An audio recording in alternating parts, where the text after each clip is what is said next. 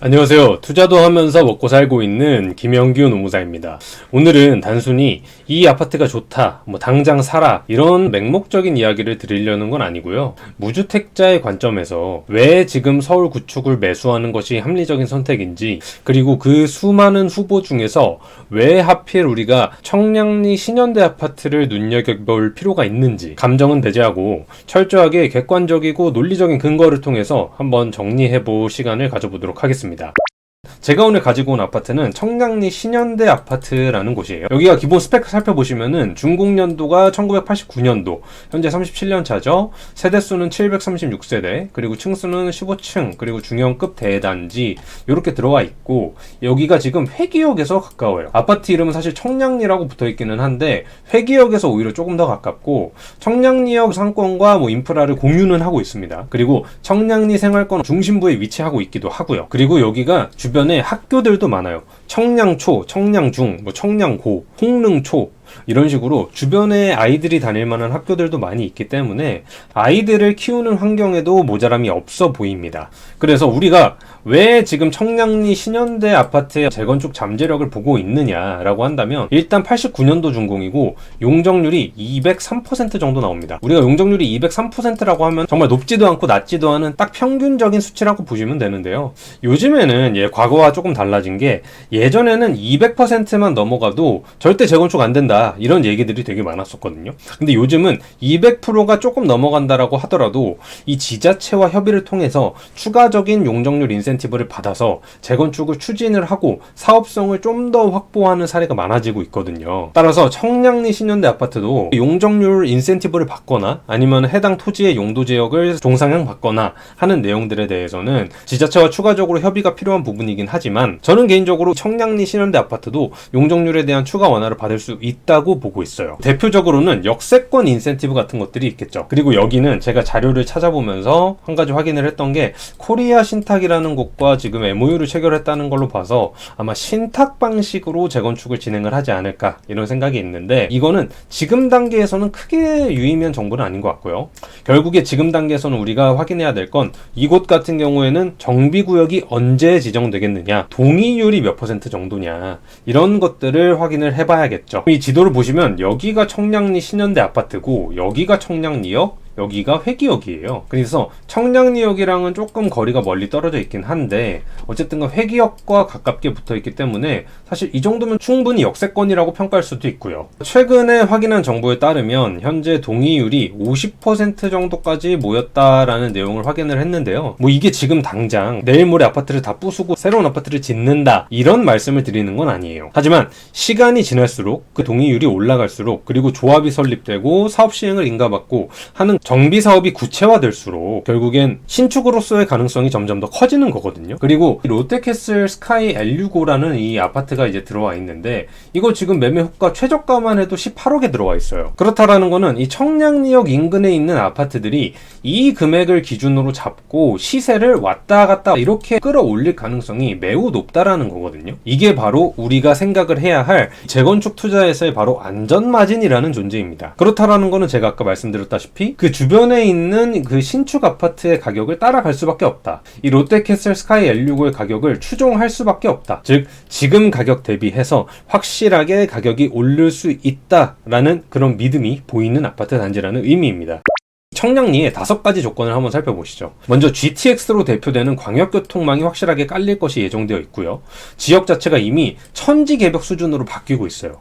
청량리역을 최근에 가보신 분이라면 아시겠지만 거기에 신축 아파트들이 빡 들어오면서 거기 완전히 지금 옛날이랑 달라졌거든요. 그리고 그에 따라서 이 신축 대장주가 이미 존재합니다. 결국에 그 해당 지역에 가격을 이끌어주는 리딩 단지가 등장을 하면 다른 구축 아파트들은 일시적으로 가격이 눌릴 수밖에 없어요. 왜냐면 다들 처음에는 신축 아파트를 사고 싶어 하지 구축 아파트를 사고 싶어 하진 않잖아요. 그런 이유에서라고 보시면 되는데요. 그 말인즉 이 재건축에 대한 기대감이 미반영된 초기 단계에 있는 아파트들은 가격이 상대적으로 낮을 가능성이 높다라고 이해하시면 편할 것 같아요. 청량리 한번 기본적으로 우리가 이런 것들은 체크해보고 넘어가자고요. 이 교통망 현황이나 이 계획이 어떻게 되고 있는지. 지금 먼저 1호선, 경의중앙선, 수익분당선, 경춘선, KTX 강릉선, 동해선, 기차, GTX, 지하철이랑 기차는 다 지나가고 있죠.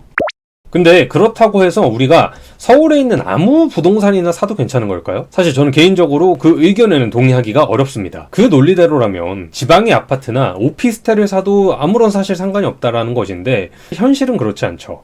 결국에는 원화 가치의 하락과 그리고 그에 맞물리는 가격 상승 동력이 있는 물건을 사야 우리가 원하는 그 진짜의 목적을 달성할 확률이 매우 높아지게 됩니다. 결국에 자체적인 가격 상승 동력이 없는 자산은 장기적인 물가 상승률을 방어하는 수준에서 성장이 멈춰버릴 가능성이 높거든요. 그렇다라고 했을 때 우리가 그러면은 이 구축 아파트를 봐야 되는 이유가 여기서 이제 나오는데, 구축 아파트라는 거에 이 핵심 동력은 사실 구축 아파트를 산 다음에 결국에 딱 하나거든요. 얘가 언젠가는 신축이 되지 않을까 하는 그 기대감.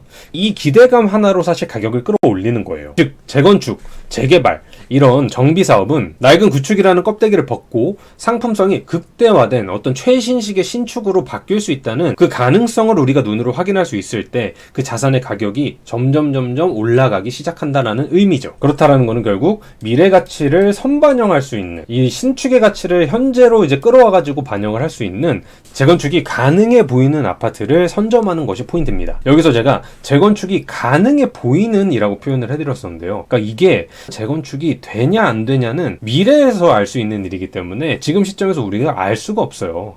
결국에 가격을 끌어올리는 거는 재건축이 될 것 같은 그 믿음 때문에 가격이 올라가는 거거든요. 그러니까 우리는 지금부터 재건축이 될 수 있을 거라는 믿음을 줄 수 있는 아파트를 찾아봐야 된다는 의미죠. 그리고 저희가 한 가지 더 확인을 해봐야 될 거는, 가장 최근에 2월 12일 날 부동산 추가 대책이 나오면서 그 관련 내용들이 보도가 됐었잖아요. 이번 대책의 핵심 중에 하나는 바로 다주택자의 양도소득세 중과 유예 조치를 종료하는 이슈인데요. 지금까지는 양도를 통한 중과세 부과를 안 하고 있었는데 이제부터는 제대로 하겠다라는 의미거든요. 그러니까 다주택자들아, 너네들 앞으로 주택 살 때 세금 세게 매길 거야 라는 의미예요. 그러면은 내가 다주택자라면 어떻겠어요? 1차적인 생각으로는 내가 가지고 있는 매물들을 언젠가 팔긴 팔아야 되는데 중과세 부과 유예가 끝나는 이후에 내가 팔게 되면은 많은 세금을 받을 수도 있겠구나. 그러면은 이번에 팔아야겠다 라는 시장 심리가 형성될 거라는 기대가 있는 거죠. 즉 매도 유인이 어느 정도 생길 수밖에 없다는 의미이기도 합니다. 결국에 이 내용을 한번 살펴보면은 양도세 중과 유예 종료, 2026년 5월 9일에 이제 종료 예정이라고 발표가 됐는데요. 사실 세율 같은 게 중요한 게 아니고 우리가 이 정책을 통해서 어떤 식으로 기회를 창출할 것인가 라는 거를 확인해 보시면 되는 거예요. 지금 서울시는 토지거래 허가제도라는 제도를 통해서 무주택자들이 주택을 구매한다라고 하더라도 갭 투자를 아예 막아놓은 상황인데, 이번 대책으로 결정이 된 거는 다주택자들의 물건이라면 갭이 껴있다라고 하더라도 무주택자가 그 물건을 매수할 수 있도록 한시적으로 허용해주겠다라는 거거든요. 그 말인즉 내가 무주택자라고 한다면 이 다주택자들이 던지는 물건을 잘 받아만 먹어도 충분히 수익을 낼 수 있는 장이 왔다라고 생각을 하셔도 무방합니다. 무주택자분들한테는 지금이 기회가 될 수 있는 국면이에요. 다주택자들은 이 양도세가 이제 중과되는 게 부담이 돼서 급매 압박을 받게 되고, 무주택자들은 이런 포지션에서 완전히 자유롭죠. 그러니까 유리한 포지션에서 이 다주택자들이 던지는 물건을 흡수할 수 있는 상황이 되는 거예요. 즉 내가 서울의 핵심지에 입성을 하고, 그리고 원화 가치의 하락을 해칭을 하고, 그리고 향후에 가격 폭발력을 가진 이 재건축 옵션을 가지고 있는 단지를 지금 타이밍에 충분히 잡을 수 있다는 이야기입니다. 결국에 우리가 부동산에 투자를 하려는 이유가 이게 오른다 내린다 이런 홀짝을 맞추려는 게임을 하는 게 아니잖아요. 우리가 들고 있는 원화라는 게 점진적으로 계속 가치는 하락하고, 이 실물 자산이라는 거는 점점 가격이 이렇게 오르고, 당연한 거죠. 그래서 이런 식으로 원화 가치가 하락되는 거를 실물 자산으로 우리가 교환을 해놓으면서 해칭을 해놓으려는 목적이 결국엔 투자의 본질인 거잖아요. 이 자본주의 시스템화에서 이 통화량이라는 거는 장기적으로 우상향을 할 수밖에 없는 구조를 가지고 있습니다. 그 말인즉 실물 자산 가격은 그냥 계속 오를 수밖에 없다라는 의미거든요. 그래서 지금 서울이나 수도권의 아파트의 가격은 계속적으로 오르고 있는 거고요. 그렇다라는 건 이 시점에서 내가 무주택자라고 한다면은 이 원화 가치가 계속적으로 하락해서 내 자산 가치는 녹고 있다라고 표현할 수도 있겠죠. 한번 정리를 해보도록 하겠습니다. 우리는 반드시 하락하는 이 원화 가치를 해칭을 해야 돼요. 근데 이 단순히 방어에서만 멈추면 자산을 불리는 거는 불가능하거든요. 그렇기 때문에 반드시 가격을 끌어올릴 수 있는 이 상승 엔진을 가지고 있는 자산을 갖춰야 돼요. 그 말인즉 그 가장 확실한 엔진은 이 서울의 핵심 입지에 있는 거고, 이 청량리 역시 그 핵심 입지 중 하나가 될 수 있다라는 말씀이고요. 왜냐면은 청량리를 기준으로 지금 구조적으로 재편을 하고 있기 때문이에요.